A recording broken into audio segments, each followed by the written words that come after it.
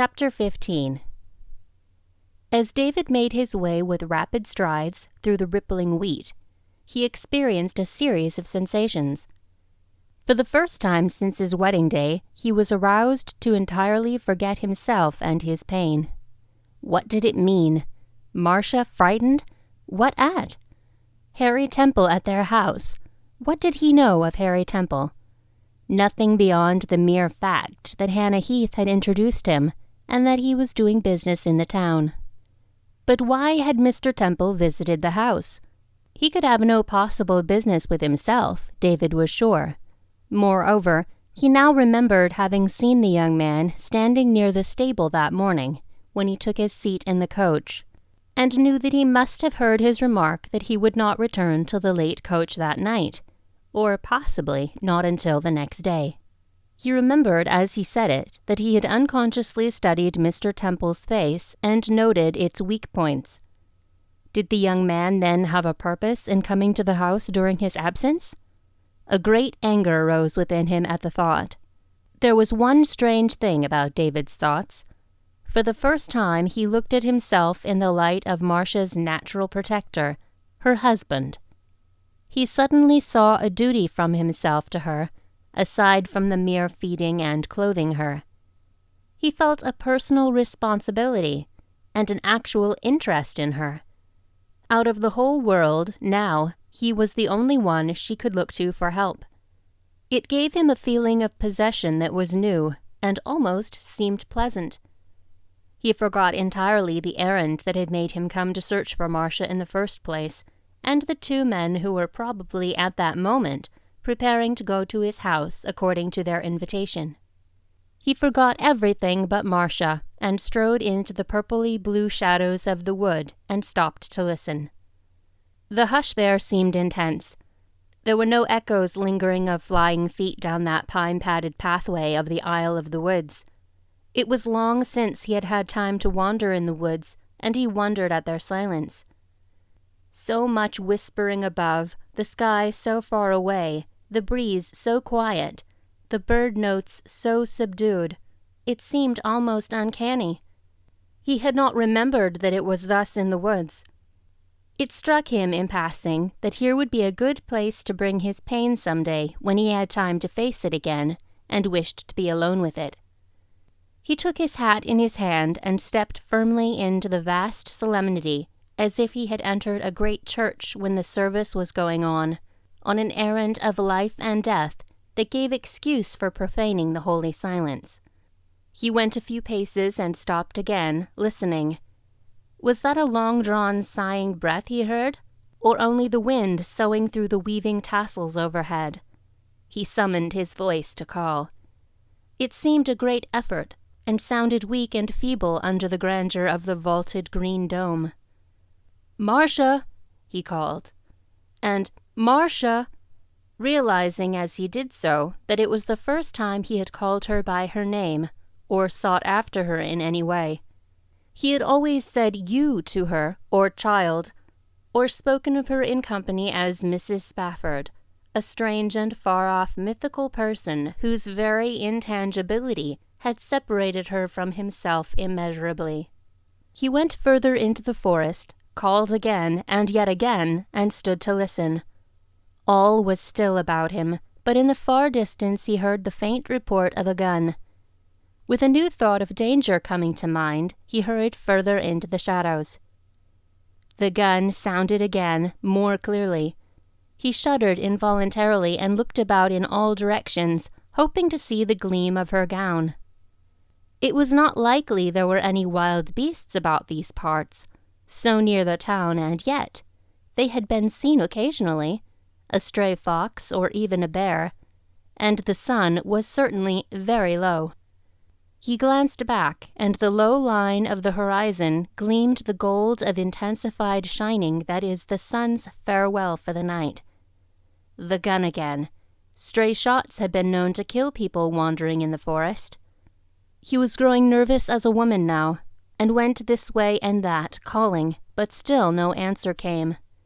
He began to think he was not near the clump of pines of which Miranda spoke, and went a little to the right, and then turned to look back to where he had entered the wood, and there, almost at his feet, she lay. She slept as soundly as if she had been lying on a couch of velvet, one round white arm under her cheek. Her face was flushed with weeping and her lashes still wet. Her tender, sensitive mouth still quivered slightly as she gave a long-drawn breath with a catch in it that seemed like a sob, and all her lovely dark hair floated about her as if it were spread upon a wave that upheld her. She was beautiful indeed as she lay there sleeping, and the man, thus suddenly come upon her, anxious and troubled, and every nerve quivering, stopped, awed with the beauty of her as if she had been some heavenly being suddenly confronting him. He stepped softly to her side and, bending down, observed her, first anxiously, to make sure she was alive and safe, then searchingly, as though he would know every detail of the picture there before him, because it was his, and he not only had a right but a duty to possess it and to care for it. She might have been a statue or a painting as he looked upon her and noted the lovely curve of her flushed cheek, but when his eyes reached the firm little brown hand and the slender finger on which gleamed the wedding ring that was not really hers, something pathetic in the tear-wet lashes and the whole sorrowful, beautiful figure touched him with a great tenderness, and he stooped down gently and put his arm about her. "Marcia, child," he said in a low, almost crooning voice, as one might wake a baby from its sleep. "Marcia, open your eyes, child, and tell me if you are all right." At first she only stirred uneasily and slept on, the sleep of utter exhaustion, but he raised her and, sitting down beside her, put her head upon his shoulder, speaking gently. Then Marcia opened her eyes bewildered and with a start sprang back and looked at David, as though she would be sure it was he and not that other dreadful man from whom she had fled. "Why, child, what's the matter?" said David, brushing her hair back from her face. Bewildered still, Marcia scarcely knew him. His voice was so strangely sweet and sympathetic. The tears were coming back, but she could not stop them. She made one effort to control herself and speak, but her lips quivered a moment, and then the floodgates opened again, and she covered her face with her hands and shook with sobs. How could she tell David what a dreadful thing had happened, now, when he was kinder to her than he had ever thought of being before? He would grow grave and stern when she had told him, and she could not bear that. He would likely blame her too, and how could she endure more? But he drew her to him again and laid her head against his coat, trying to smooth her hair with unaccustomed passes of his hand. By and by the tears subsided, and she could control herself again. She hushed her sobs and drew back a little from the comforting rough coat where she had lain. Indeed, I could not help it, David," she faltered, trying to smile like a bit of rainbow through the rain. "I know you couldn't, child." His answer was wonderfully kind, and his eyes smiled at her as they had never done before. Her heart gave a leap of astonishment and fluttered with gladness over it. It was so good to have David care. She had not known how much she wanted him to speak to her, as if he saw her and thought a little about her. "And now what was it? Remember, I do not know. Tell me quick, for it is growing late and damp, and you will take cold out here in the woods with that thin frock on. You're chilly already." "I better go at once," she said reservedly, willing to put off the telling as long as possible, peradventure to avoid it altogether. "No, child," he said, firmly drawing her back again beside him. "You must rest a minute yet before taking that long walk. You are weary and excited, and besides, it will do you good to tell me. What made you run off up here? Are you homesick?" He scanned her face anxiously. He began to fear with sudden compunction that the sacrifice he had accepted so easily had been too much for the victim, and it suddenly began to be a great comfort to him to have Marcia with him, to help him hide his sorrow from the world. He did not know before that he cared. "I was frightened," she said, with drooping lashes. She was trying to keep her lips and fingers from trembling, but she feared greatly to tell him all.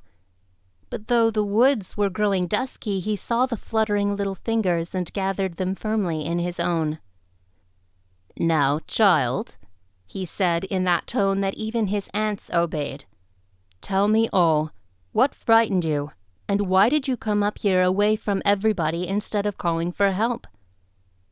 Brought to bay, she lifted her beautiful eyes to his face and told him briefly the story, beginning with the night when she had first met Harry Temple. She said as little about music as possible because she feared that the mention of the piano might be painful to David, but she made the whole matter quite plain in a few words, so that David could readily fill in between the lines. "Scoundrel," he murmured, clenching his fists. "You ought to be strung up." Then quite gently again, "Poor child, how frightened you must have been. You did right to run away, but it was a dangerous thing to run out here. Why, he might have followed you." "Oh," said Marcia, turning pale. "I never thought of that. I only wanted to get away from everybody. It seemed so dreadful. I did not want anybody to know. I did not want you to know. I wanted to run away and hide and never come back." She covered her face with her hands and shuddered. David thought the tears were coming back again. "Child, child," he said gently, "you must not talk that way. What would I do if you did that?" And he laid his hand softly upon the bowed head. It was the first time that anything like a personal talk had passed between them, and Marcia felt a thrill of delight at his words. It was like heavenly comfort to her wounded spirit. She stole a shy look at him under her lashes, and wished she dared say something, but no words came. They sat for a moment in silence, each feeling a sort of comforting sense of the other's presence, and each clasping the hand of the other with clinging pressure, yet neither fully aware of the fact. The last rays of the sun, which had been lying for a while at their feet upon the pine needles, suddenly slipped away unperceived, and behold, the world was in gloom, and the place where the two sat was almost utterly dark. David became aware of it first, and with sudden remembrance of his expected guests, he started in dismay. "Child," he said, but he did not let go of her hand, nor forget to put the tenderness in his voice. "The sun has gone down, and here have I been forgetting what I came to tell you in the astonishment over what you had to tell me. We must hurry and get back. We have guests tonight to supper, 2 gentlemen, very distinguished in their lines of work. We have business together, and I must make haste. I doubt not that they are at the house already, and what they think of me I cannot tell. Let us hurry as fast as possible." "Oh, David," she said in dismay, "and you had to come out here after me, and have stayed so long. What a foolish girl I have been, and what a mess I have made. They will perhaps be angry and go away, and I will be to blame. I'm afraid you can never forgive me." "Don't worry, child," he said pleasantly. "It couldn't be helped, you know, and is in no wise your fault. I am only sorry that these 2 gentlemen will delay me in the pleasure of hunting up that scoundrel of a Temple and suggesting that he leave town by the early morning stage. I should like to give him what Miranda suggested, a good wallopin', but perhaps that would be undignified." He laughed as he said it, a hearty laugh with a ring to it like his old self. Marcia felt happy at the sound. How wonderful it would be if he would be like that to her all the time. Her heart swelled with the great thought of it. He helped her to her feet, and taking her hand, led her out to the open field where they could walk faster. As he walked, he told her about Miranda waiting for him behind the currant bushes. They laughed together, and made the way seem short. It was quite dark now, with the faded moon trembling feebly in the west, as though it meant to retire early, and wished they would hurry home while she had her light for them. David had drawn Marcia's arm within his, and then, noticing that her dress was thin, he pulled off his coat and put it firmly about her, despite her protest that she did not need it. And so, warmed, comforted, and cheered, Marcia's feet hurried back over the path she had taken in such sorrow and fright a few hours before. When they could see the lights of the village twinkling close below them, David began to tell her about the two men who were to be their guests, if they were still waiting. And so interesting was his brief story of each, that Marcia hardly knew they were at home before David was helping her over their own back fence. "Oh, David, there seems to be a light in the kitchen. Do you suppose they've gone in and are getting their own supper? What shall I do with my hair? I cannot go in with it this way. How did that light get there?" "Here," said David, fumbling in his pocket. "Will this help you?" And he brought out the shell comb he had picked up in the garden. By the light of the feeble old moon, David watched her coil the long, wavy hair and stood to pass his criticism upon the effect before they should go in. They were just back of the tall sunflowers and talked in whispers. It was all so cheery and comradey and merry that Marcia hated to go in and have it over, for she could not feel that this sweet evening hour could last. It was all so cheery and comradey and merry that Marcia hated to go in and have it over, for she could not feel that this sweet evening hour could last. Then they took hold of hands and swiftly, cautiously, stole up to the kitchen window and looked in.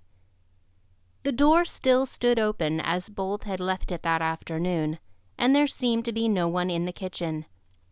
A candle was burning on the high little shelf over the table, and the tea kettle was singing on the crane by the hearth, but the room was without occupant.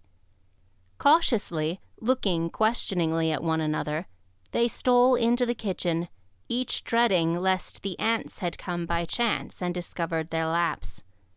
There was a light in the front part of the house, and they could hear voices. Two men were eagerly discussing politics. They listened longer, but no other presence was revealed.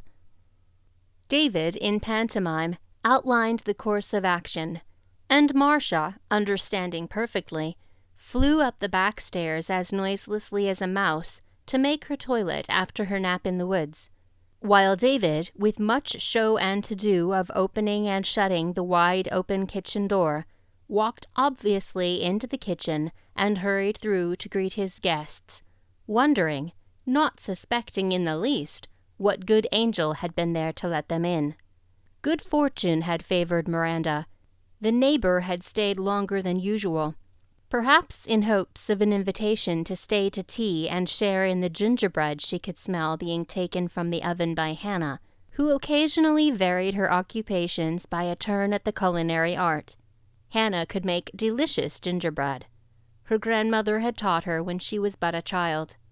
Miranda stole into the kitchen when Hannah's back was turned, and picked over her berries so fast that when Hannah came into the pantry to set her gingerbread to cool, Miranda had nearly all her berries in the big yellow bowl ready to wash, and Hannah might conjecture, if she pleased, that Miranda had been some time picking them over. It is not stated just how thoroughly those berries were picked over, but Miranda cared little for that. Her mind was upon other things. The pantry window overlooked the hills and the woods. She could see if David and Marcia were coming back soon. She wanted to watch her play till the close, and had no fancy for having the curtain fall in the middle of the most exciting act, the rescue of the princess. But the talk in the sitting-room went on and on. By and by Hannah Heath washed her hands, untied her apron, and taking her sunbonnet, slipped over to Anne Bertram's for a pattern of her new sleeve. Miranda took the opportunity to be off again. Swiftly down behind the currants she ran, and standing on the fence behind the corn, she looked off across the wheat. But no sign of anybody yet coming out of the woods was granted her.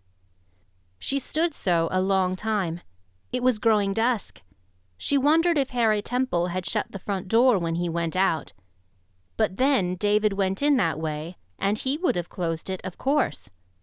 Still, he went away in a hurry. Maybe it would be as well to go and look. She did not wish to be caught by her grandmother, so she stole along like a cat close to the dark berry bushes, and the gathering dusk hid her well. She thought she could see from the front of the fence whether the door looked as if it were closed, but there were people coming up the street. She would wait until they passed before she looked over the fence. They were 2 men coming, slowly, and in earnest conversation upon some deeply interesting theme. Each carried a heavy carpet bag, and they walked wearily, as if their business were nearly over for the day, and they were coming to a place of rest. "This must be the house, I think," said one. "He said it was exactly opposite the Seceder Church. That's the church, I believe. I was here once before." "There doesn't seem to be a light in the house," said the other, looking up to the windows over the street. "Are you sure? Brother Spafford said he was coming directly home to let his wife know of our arrival." "A little strange there's no light yet, for it is quite dark now, but I'm sure this must be the house. Maybe they're all in the kitchen and not expecting us quite so soon. Let's try, anyhow," said the other, sitting down his carpet bag on the stoop and lifting the big brass knocker. Miranda stood still, debating for a moment. The situation was made plain to her in an instant. Not for nothing had she stood at Grandma Heath's elbow for years, watching the movements of her neighbors and interpreting exactly what they meant. Miranda's wits were sharpened for situations of all kinds. Miranda was ready and loyal to those she adored. Without further ado, she hastened to a sheltered spot she knew and climbed the picket fence which separated the Heath garden from the Spafford side yard. Before the brass knocker had sounded through the empty house the second time, Miranda had crossed the side porch, thrown her sunbonnet upon a chair in the dark kitchen, and was hastening with noisy, encouraging steps to the front door. She flung it wide open, saying in a breezy voice, "Just wait till I get a light, won't you? The wind blew the candle out." There wasn't a particle of wind about that soft September night, but that made little difference to Miranda. She was part of a play, and she was acting her best. If her impromptu part was a little irregular, it was at least well meant, boldly and bravely presented. Miranda found a candle on the shelf and, stooping to the smoldering fire upon the hearth, blew and coaxed it into flame enough to light it. "This is Mr. Spafford's home, is it not?" questioned the old gentleman whom Miranda had heard first speak on the sidewalk. "Oh, yes, indeed," said the girl glibly. "Just come in and sit down. Here, let me take your hats. Just put your bags right there on the floor." "You are you Mrs. Spafford?" hesitated the courtly old gentleman. "Oh, landy sakes, no, I ain't," laughed Miranda, well pleased. "Miss Spafford had just stepped out a bit when her husband came home, and he's gone after her. You see, she didn't expect her husband home till late tonight. But you sit down. They'll be home real soon now. They'd oughter been here before this. I s'pose she'd gone on further'n she thought she'd go when she stepped out." "It's all right," said the other gentleman. "No harm done, I'm sure. I hope we shan't inconvenience Mrs. Spafford any coming so unexpectedly." "No, indeedy," said quick-witted Miranda.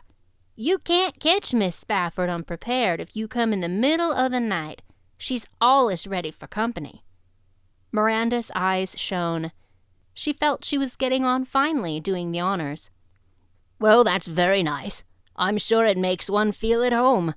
I wonder now if she would mind if we were to go up to our room and wash our hands. I feel so travel-stained. I'd like to be more presentable before we meet her," said the first gentleman, who looked very weary. But Miranda was not dashed. "Why, that's all right. Course you can go right on up. Just you set in the keepin' room a minute while I run up and make sure the water pitcher's filled. I ain't sure about it. I won't be long." Miranda seated them in the parlor with great gusto and hastened up the back steps to investigate. She was not at all sure which room would be called the guest room, and whether the two strangers would have a room apiece or occupy the same together. At least it would be safe to show them one till the mistress of the house returned. She peeped into Marcia's room and knew it instinctively before she caught sight of a cameo brooch on the pincushion, and a rose-colored ribbon neatly folded lying on the foot of the bed where it had been forgotten. That question settled, she thought any other room would do, and chose the large front room across the hall, with its high four-poster and the little ball fringe on the valance and canopy. Having lighted the candle which stood in a tall glass candlestick on the high chest of drawers, she hurried down to bid her guests come up. Then she hastened back into the kitchen and went to work with swift, skillful fingers. Her breath came quickly, and her cheeks grew red with the excitement of it all. It was like playing fairy. She would get supper for them, and have everything all ready when the mistress came, so that there would be no bad breaks. She raked the fire and filled the tea kettle, swinging it from the crane. Then she searched where she thought such things should be and found a tablecloth and set the table.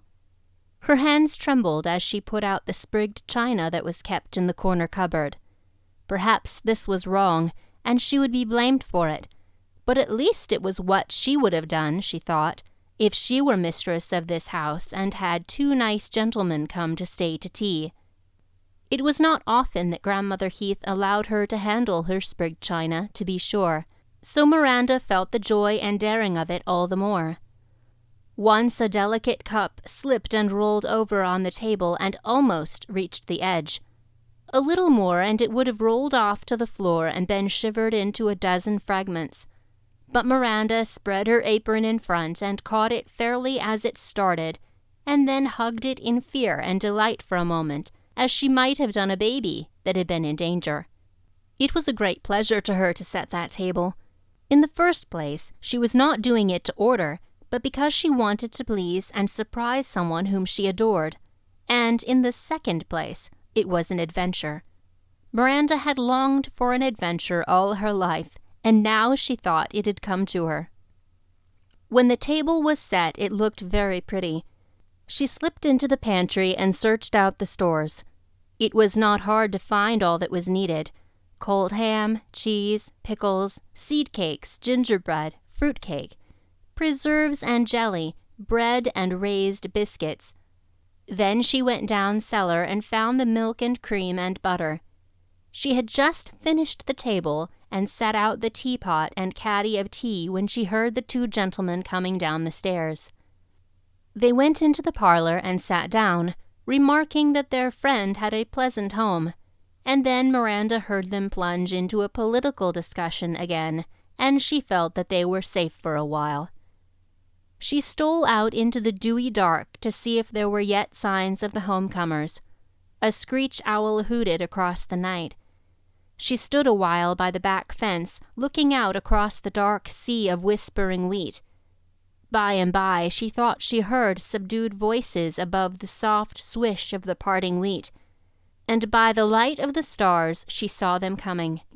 Quick as a wink, she slid over the fence into the Heath backyard and crouched in her old place behind the currant bushes.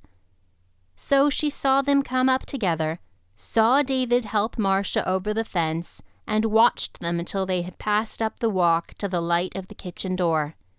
Then swiftly she turned and glided to her own home, well knowing the reckoning that would be in store for her for this daring bit of recreation.